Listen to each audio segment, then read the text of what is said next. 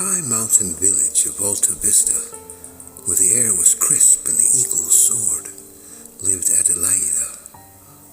Every morning at dawn, she practiced her craft on a plateau overlooking the valley. She moved with a fluidity that matched the mountain streams, her every step a silent conversation with the earth. She wasn't just dancing. She was weaving the morning light into a tapestry of motion.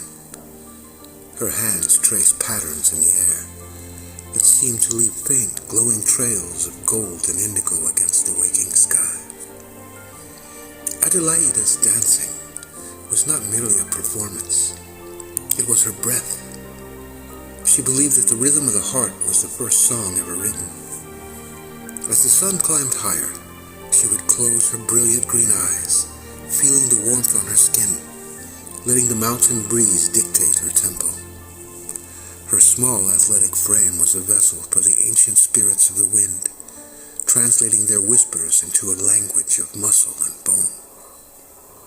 By midday, the village square would fill with people who had spent their hours in hard labor.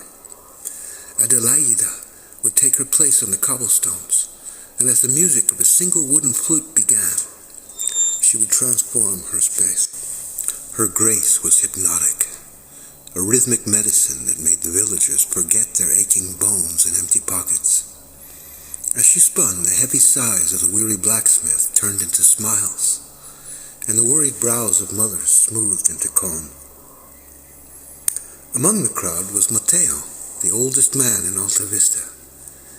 His heart often felt as heavy as the stone walls of his cottage, burdened by the memories of many harsh winters. But when Adelaida moved, Mateo felt as light as a sparrow. He watched with her wide, bright green eyes and his weathered hands resting on his wooden cane. For a moment, his world didn't feel like a place of struggle anymore, but a place of pure, shimmering magic. Adelaida noticed Mateo's smile and drifted towards him, her movements becoming soft and circular. She didn't just dance for the villagers, she danced with their souls. She could feel the weight of Mateo's years, and through a gentle flick of her wrist or a soft landing, she sought to lift that weight, if even for a moment. To her, every person was a story that deserved a beautiful ending. Far away in the Golden City, King Aurelius sat upon a throne of cold marble. Though his halls were filled with jewels and his word was law, he was a restless man. His heart was troubled by the weight of ruling a kingdom that often felt divided and cold. He looked out of his towering windows, seeing only the gray shadows of his own dissatisfaction. The gold that surrounded him felt heavy, like lead. The king's advisors spoke of many things, taxes, borders, and wars. But Aurelius found no comfort in their words. One evening, an old traveler spoke of a girl in the mountains whose dance could melt away the heaviest of cares. The traveler described her hair like autumn leaves, and her eyes like the first growth of spring. The king's eyes narrowed with curiosity. A dance that cures the soul, he mused? I must see this for myself. King Aurelius did not send a messenger. He gathered his royal guard and he rode to the mountains. He felt a sudden inexplicable need to flee the stifling air of this palace. The journey was long and the air grew thin as they ascended the winding paths. He rode at the front, his white horse a beacon of light against the rugged, dark earth of the climbing trails. When the royal procession finally reached Alta Vista, the village fell into a stunned silence.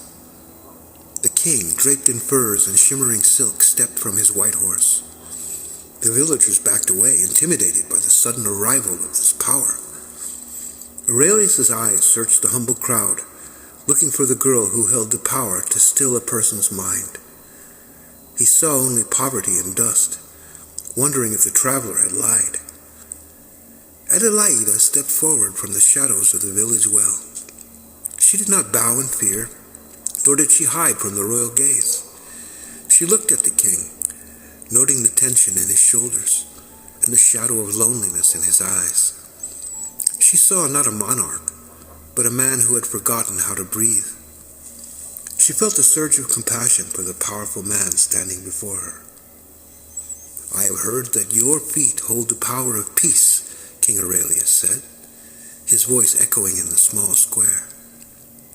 He looked down at Adelaida, surprised by her small frame and the quiet strength that she radiated.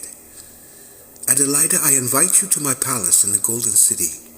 Perform for me there, and I shall reward you beyond your wildest dreams. Tell me, what is it that you desire?" Adelaida looked at the king and then back at her neighbors.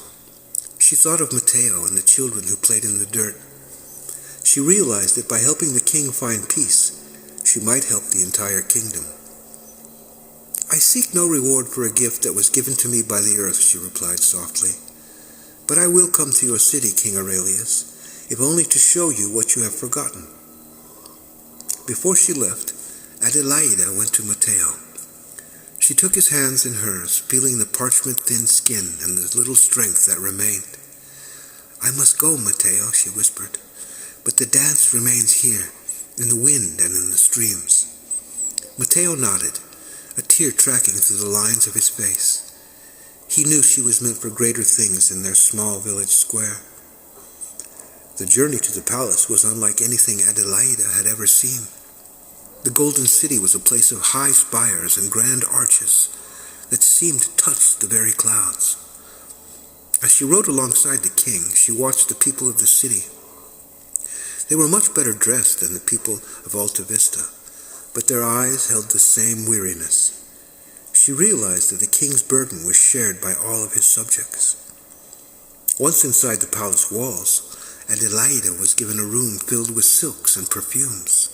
Servants offered her jewels and fine wines, but she politely declined. She felt out of place amidst the heavy curtains and the gold-leaf ceilings. She felt the absence of the mountain air and the solid, honest earth beneath her feet. She needed to find her center before the night of the dance.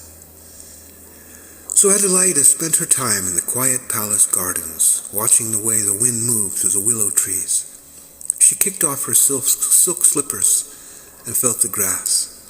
She practiced her movements in the moonlight, preparing her spirit. She needed to bring the mountains to the city, to bring the truth of nature into the heart of a cold stone palace. The night of the performance arrived. The great hall was filled with nobles in their finest attire, their whispers like the rustle of dry leaves. King Aurelius sat on his throne. His heart was beating with a strange, nervous anticipation.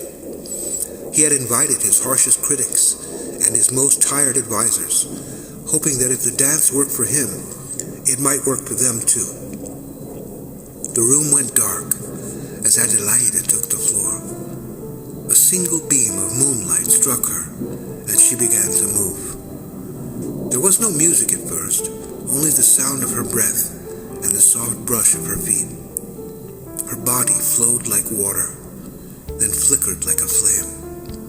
She wasn't just moving. She was telling the story of a seed breaking through the soil, of a river finding the sea.